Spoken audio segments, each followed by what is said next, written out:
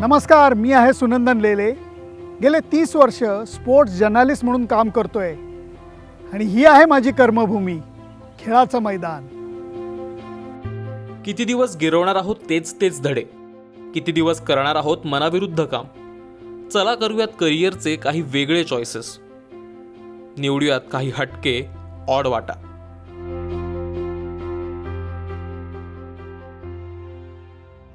Sports जर्नलिझममध्ये career हे अजिबात डोक्यात नव्हतं. मी सुरुवातीला माझं करिअर हे ॲडव्हर्टायझिंगचं होतं, म्हणजे रेव्हेन्यू जनरेशन ज्याला म्हणतात, की न्यूजपेपरसाठी ॲड मिळवणं हे माझं काम होतं. आणि त्यामुळे मी षटकार हे जे पाक्षिक होतं त्याला मी पुणे ॲड रिप्रेझेंटेटिव्ह म्हणून जॉईन झालेलो आहे. त्यामुळे प्रोफेशन हे खूप नंतर झालं आहे. 85 ते 2007 हे मी ॲड रिप्रेझेंटेटिव्ह आणि हौशी जर्नलिस्ट असं मी दोन्ही दगडांवरती काम केलं.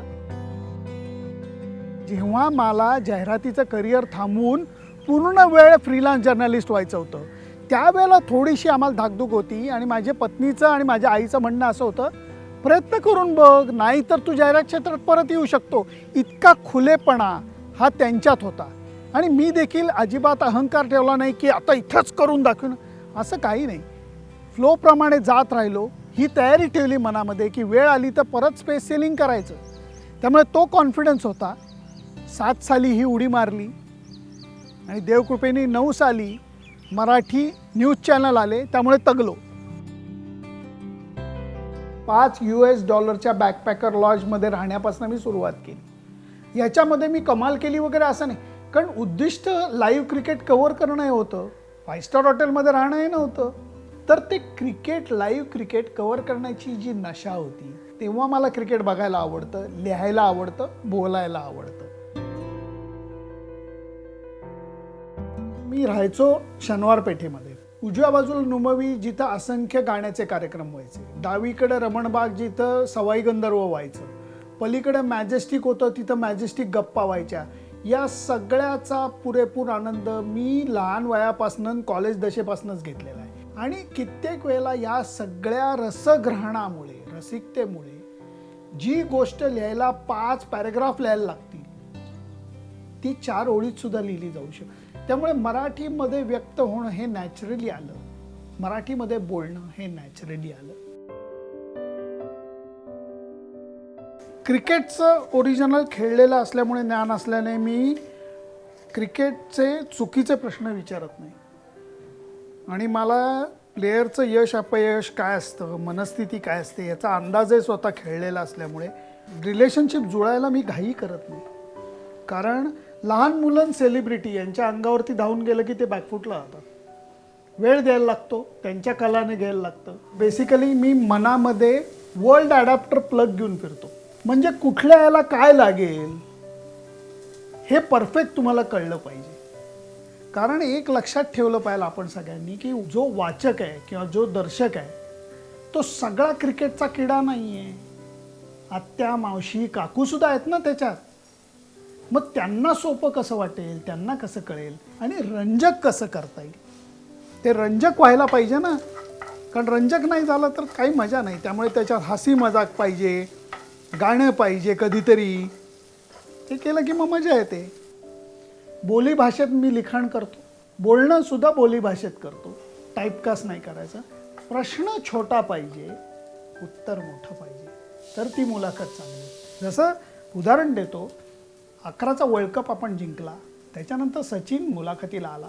मी त्याला खूप विचारपूर्वक केलं. मी प्रश्न विचारला, म्हटलं सचिन मला एक पहिला प्रश्न विचारायचा आहे, आनंदाश्रूंची चव गोड असते का रे? संपलं. तो जे घुसला त्या मुलाखतीत की अरे हो, काल आम्ही सगळे रडलो. पण दरवेळेला रडणं वाईट नसतं. आणि कालचे आनंदाश्रू हे मला खारट नाही लागले, ते गोडच झालं. मुलाखत पुढंच सगळी हे झाली. मी एकतर 2001 सालापासून किती मॅचेस कव्हर केल्या आहेत असं मी सांगणार नाही. मी असं म्हणेन की मी 15 ते 20 टेस्ट मॅचेस मिस केले आहेत, बाकी सगळंच कव्हर केलं. त्यामुळे या टूरला जायचं की नाही हा प्रश्न नाही आहे, जायचं आहे सगळ्याला. खुल जा सिम सिम. ही फ्रेम आणि त्याची कथा म्हणजे आंधळा मागतो एक डोळा. आणि देव देतो 100, 2 नाही 100. अशी कथा आहे की मी ॲडलेडला होतो ऑस्ट्रेलिया टूरमध्ये आणि केस कापायला गेलो होतो. तर जगातला कुठलाही नावी हा कात्री चालू झाल्यानंतर बकबक चालू करतो, तसं त्यांनी चालू केलं. फॅमिलीला भेटायला आला आहेस का? म्हटलं नाही. मग कामासाठी आला आहेस का? म्हटलं हो. काय काम करतो? म्हटलं I am a cricket journalist. तर त्यांनी कात्री थांबवली, आत गेला आणि छोटी बॅट घेऊन आला. छोट्या बॅटवरती सर डोनाल्ड बॅडमनची सही. मग तो म्हणला माझा एक गिराईक आहे, तो फार मोठा क्रिकेटर होता, भेटायचं आहे तुला त्याला? म्हटलं अर्थात भेटायचं आहे. त्या माणसाचं नाव होतं नील डेन्झी आणि त्यांची खासियत अशी होती की त्यांची डॉन ब्रॅडमन सरांबरोबरची घट्ट मैत्री होती आणि सर जेव्हा शेवटची क्लब मॅच खेळले त्यावेळेला ते बॅटिंग करत असताना नॉनस्ट्राईक एंडला नील डेन्झी होते. ते मला भेटायला आले. मी इतका खुश झालो की त्या टूरच्या वेळेला मी सचिन तेंडुलकर बरोबर डॉन ब्रॅडमन सरांच्या घरापाशी गेलेलो होतो आणि त्यांनी ॲडलेडला सेंचुरी केली होती. तर त्या सेंचुरीचा फोटो आणि सरांच्या घराचा फोटो अशी मी एक फ्रेम करून सचिनची सही घेतली होती. मी इतका प्रेमात पडलो त्या म्हाताऱ्याच्या, मी त्याला ती फ्रेम देऊन टाकली. तो वेडा झाला.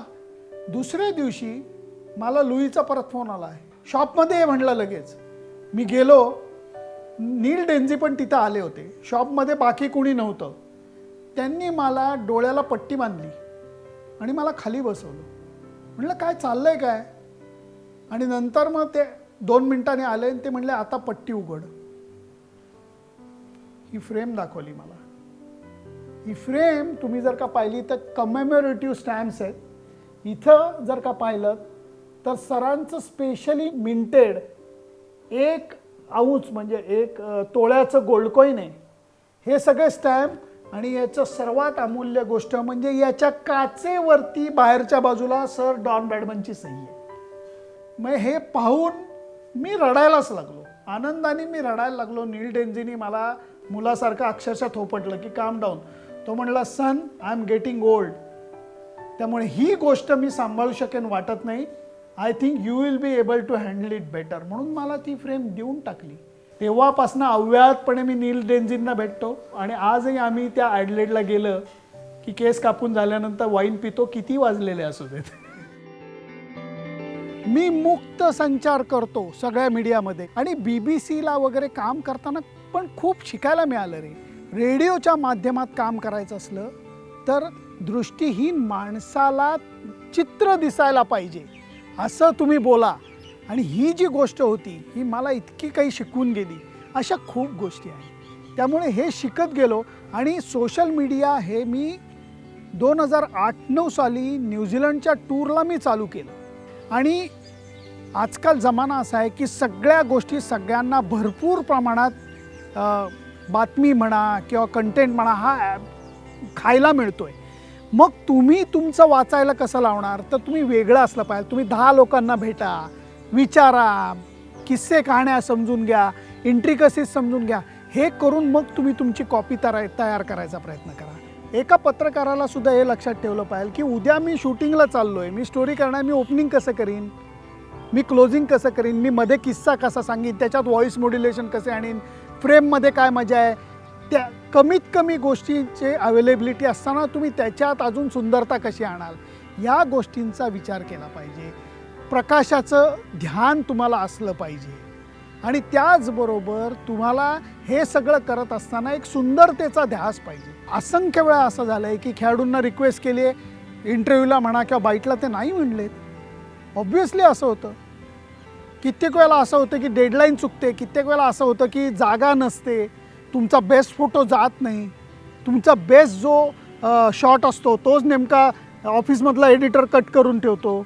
मला खेळाडूंकडनं शिकायला काय मिळतं माहिती आहे? वाईट फेजमध्ये योग्य स्ट्रगल करून संयम न सोडता, ध्येय न सोडता तुम्ही वाटचाल चालू ठेवली पाहिजे.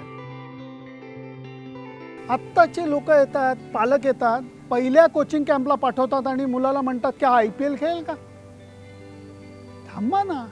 तसं जर्नलिस्ट असलं तर पहिल्यांदा तुम्हाला क्लबची मॅच कव्हर करायला लागेल, मग डिस्ट्रिक्टची मिळेल, मग स्टेटची मिळेल, मग झोनची मिळेल, मग नॅशनल मिळेल, मग परदेश प्रवासाची संधी मिळेल.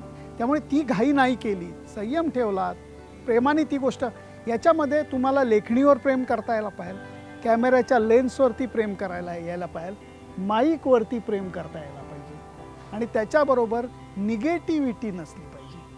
सकारात्मक पद्धतीने तुमचं जर्नलिझम करू शकला तर फार धमाल फील्ड आहे. जग दाखवतं तुम्हाला, टॉप लोकांना भेटायची संधी देतं आणि 20 वर्ष काम करा, आय गॅरंटी यू सक्सेस नक्की मिळेल. तुम्हाला हा व्हिडिओ कसा वाटला हे नक्की कळवा. तुमचा अभिप्राय मोलाचा आहे आणि विषय खोलला सबस्क्राईब करायला विसरू नका.